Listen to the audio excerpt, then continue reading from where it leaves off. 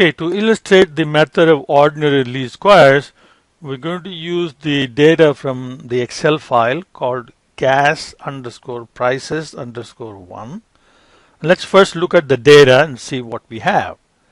The data is given right here. Okay, and we have monthly data starting from 1996 going all the way through 2010 December. Okay, we have the price of unleaded gasoline per gallon.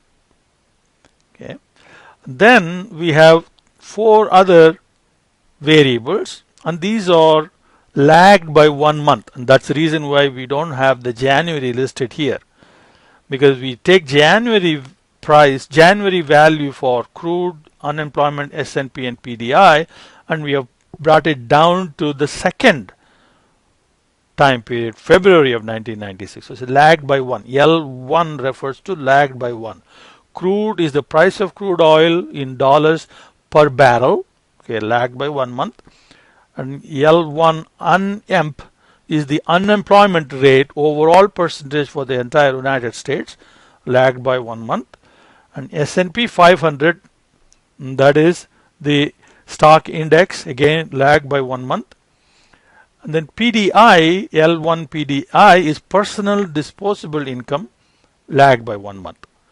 Now the purpose of this study is to try to estimate what the price of unleaded gas will be based on, gas will be the next month based on the values of these 4 variables this month. Okay. So let's define the variables. So here we start with dependent variable. Okay. So dependent variable Y is price of unleaded gasoline in the United States in dollars per gallon. Okay, and this is unleaded gasoline. That's the name. Unleaded is the name of the variable, the label for the variable. Next, independent variables. So we'll use x sub 1, x sub 2, and so on as the notation.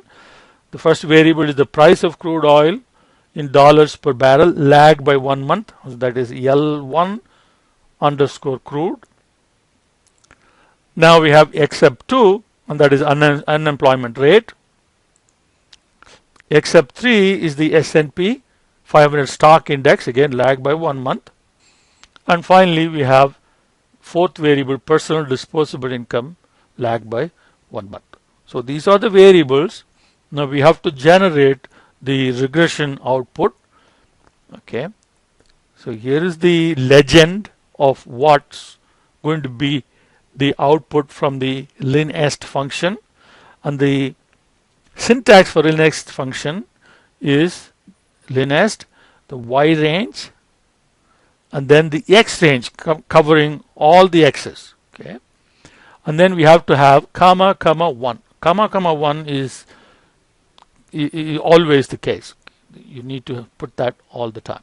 Okay, so now we have to enter the LINEST function as an array function, which means you have to first highlight a range of cells where the output will be placed.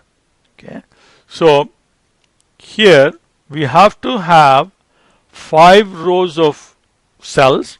Okay, and then how many columns do we need? So we need 1 column for the y-intercept and then 1 column for each of the x's. So in other words, how many x's we have plus 1. So in this case we have 4 x variables. So 4 plus 1, we need to highlight 5 columns. 4, 5. Okay, so we have to start with first highlighting the entire range which will be used to display the LINEST results. So that's the first step, highlight the range. And then you enter the function LINEST. Okay, and then the first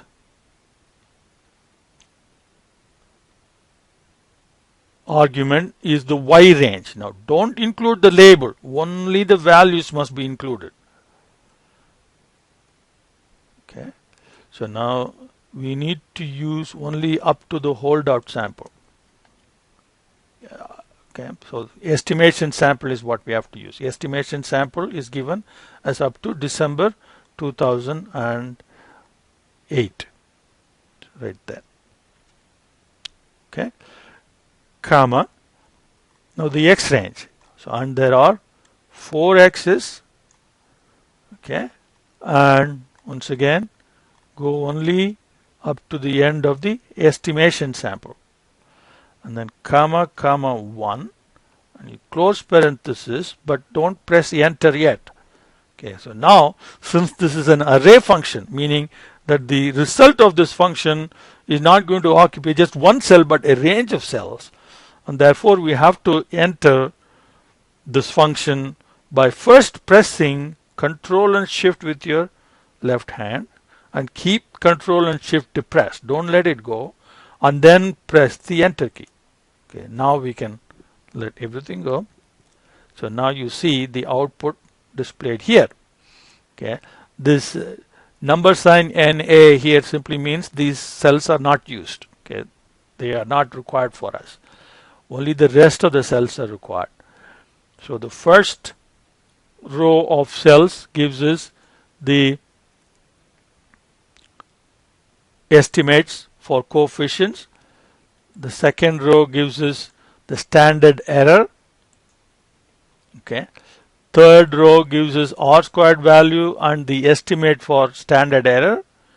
Then we have the F and the degrees of freedom, and then SSR and SSC. We'll look at all of these numbers more carefully in just a little bit. So here is the legend of what is where in the output. So right now what we can do is we can set up the estimate function, the fitted value for y hat.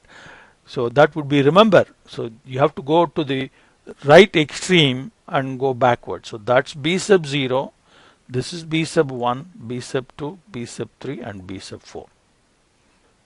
So the estimated regression is that, okay, as b sub 0. Okay, so let's decrease the number of decimal places here. Okay, and then 0.0220 crude, minus 0.1640 and minus 0.004 here. Increase the decimal places, and here also we'll increase the decimal places because there are 3 zeros, so let's increase it to 6 decimal places. Okay, so that is our estimated regression equation, or the fitted value y hat.